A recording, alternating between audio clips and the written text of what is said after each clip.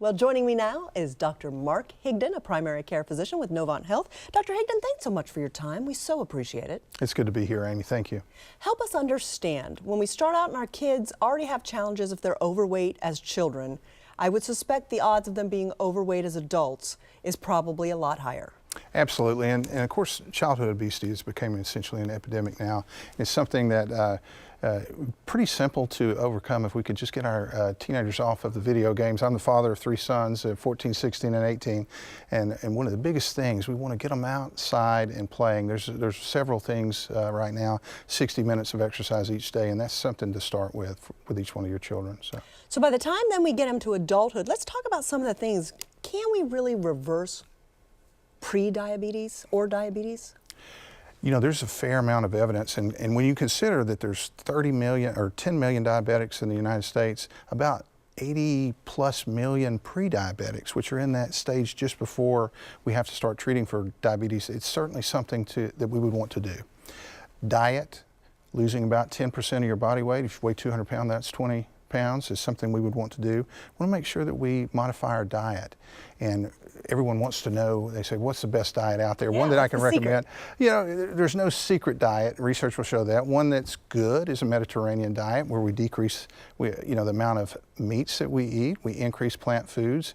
We replace our butter with either canola oil or olive oil. We make sure that we eat fish and chicken at least 2 times a day, or 2 times a week. And we also make sure that we get our exercise. And exercise is one of the biggest ways that we can prevent diabetes and other diseases such as cardiovascular disease. Recommend about 150 minutes of exercise each week, 30-minute periods of what we call moderate activity. That's basically a hard walk. You can also do 75 minutes if you like to work out a little harder, and that's a pretty brisk jog. Do that for 25 minutes 3 times a week, and you're getting the 75 minutes that we recommend. So 75 minutes a week. We do get a little break from the fact when we were kids it was an hour a day. Indeed, and of course this is adult exercise, but for the children it's mainly just getting them outside, and they'll find things to do. Certainly a playground, any organized sporting activity far exceeds the exercise that they would need. So those are good places to start, and certainly our schools have some great athletic programs. And when we talk about that pre-diabetes and diabetes, the reason we're so focused on it and so concerned is that it really leads to a lot of other chronic diseases. Absolutely. Diabetes can be a devastating illness because of the things that it is associated with. Cardiovascular disease, which is heart attack and stroke, and most everyone is affected by that. My family is affected by diabetes. Also, diabetes has the potential to cause blindness. It's a leading cause of amputations. It's a leading cause of kidney disease and kidney failure in the United States. And so it's certainly something that we want to focus on with trying to reduce, if not eliminate. What's the #1 tip that you would want people to understand if they could just do one thing to improve their long-term health? What would it be? Eat more plants. Eat more plants. Do we have to give up our meat in general?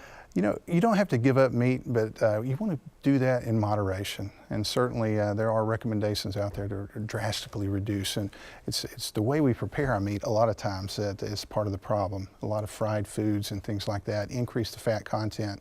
And so we want to try to avoid that every time that we can. Go into the grocery store, basically pick those foods that are very colorful, and that'll be a good way to start. We used to I was in the service, and we would talk about sleep, activity, and nutrition being the things that we wanted to focus on, and certainly that's true here now.